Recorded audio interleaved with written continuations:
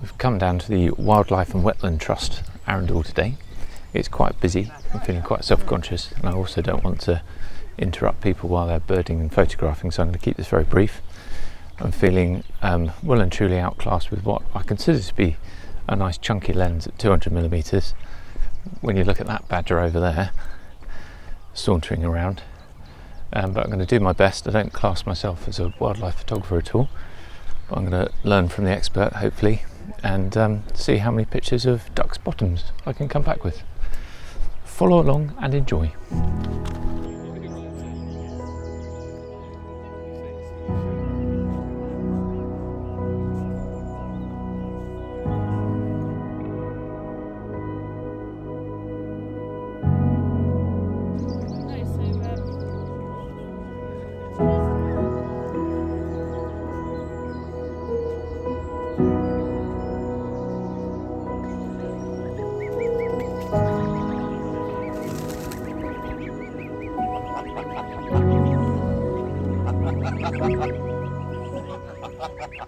So it just didn't seem right waving a camera around when folk were trying to enjoy the nice peace and quiet and nature of this environment. So deferring back to voiceover for this next bit. So what did I learn about being a wildlife photographer? Well, I knew that obviously it's a real craft.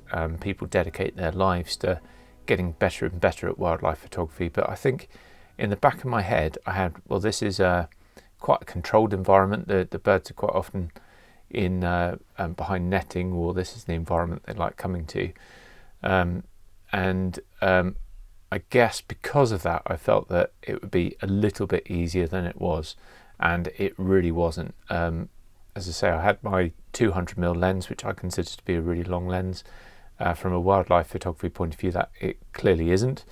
You need to get quite close to the birds in order to get a really close in, tack sharp shot, and that was really challenging. And I noticed the way that David was moving around the place. Well, rather, he wasn't moving very much. He was very much predicting where the birds were likely to go to, getting a framing for the shot, and then just patiently waiting for the birds to move into shot. And it was about halfway through that I realised that I was shuffling around, getting too close, realising I was too close, having to back away, upsetting geese, all that kind of stuff in order to get the shots. And knowing the animals that you're trying to photograph and their environments, and having a really good understanding of that and being super patient to get into the right place was my first learning point.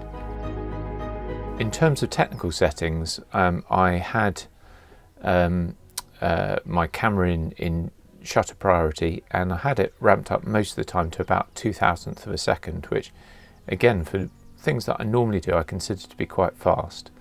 And as a result, I was quite happy for the ISO to jack up automatically as far as it went, and I've done a bit of noise reduction in Lightroom afterwards, all well and good.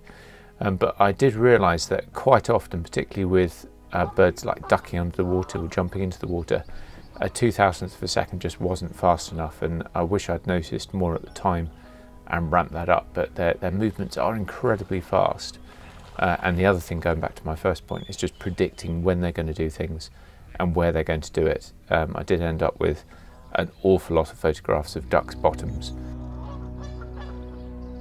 My third realisation was how hard it was to get pictures of these beautiful creatures with a nice background, and again, most of the time I had the aperture wide open at 2.8 in order to kind of blur out the background. But particularly in a wildlife reserve like this, there was quite often concrete in the background, or doors, or people, or generally things that didn't look very natural and I didn't want in the background. So I had a lot of shots that were out of kind of out of whack compositionally. That either the bird was in the wrong part of the frame, or there was something quite distracting in the background. So really looking for those opportunities for a nice background bit, the colours coming off the water, or a nice bit of vegetation in the background, really elevates the image, I think, and allows the eye to be drawn to the animal itself, to the bird itself. And the final one, in like summary of my sort of reasons I kick myself afterwards, or things that I've learned to do differently next time, is just that struggle with the automatic focus. I was using a Canon lens, an EF lens, through a Metabones converter into a Sony, so that does affect focus a little bit, but also just the speed that you need in order to get hold of these beautiful birds. And of course it will quite often focus off contrast or brightness coming through the reflection of the water. So I do have quite a few images where it's captured the splash in the water beautifully, but not the bird itself.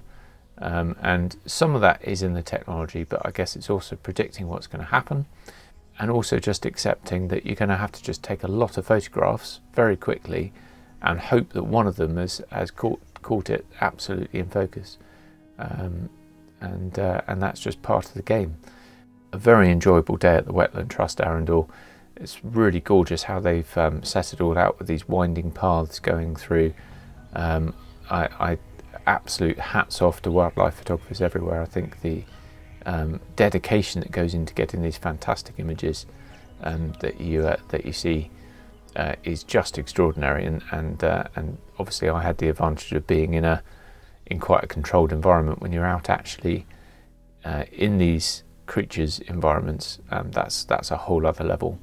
Very enjoyable. Hope to do some more of it, and I hope you've enjoyed having a little wander with us this week again, and thanks very much for watching, and look forward to seeing you in the next one. Cheers folks.